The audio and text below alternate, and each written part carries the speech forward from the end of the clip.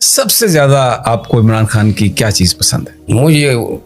मुझे जिंदगी में किसी भी शख्स ने इतना मुतासर नहीं किया है दलेरी या हौसले में जितना इमरान खान ने। मेरी ये तवक्को ही नहीं थी।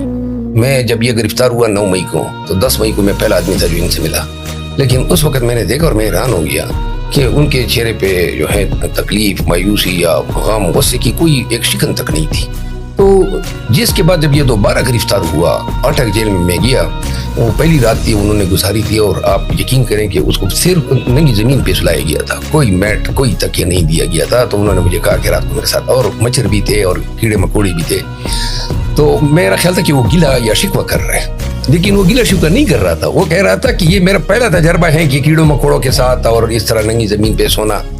फिर जो है आपको इल्म होगा, उनका ख्याल यह था जो मुखालिफिन है कि शायद ये कोई ड्रग एडिक्शन करता है, तो लिहाजा 1-2 दिन में ये नारे लगाएगा, चीखेगा और मांगेगा।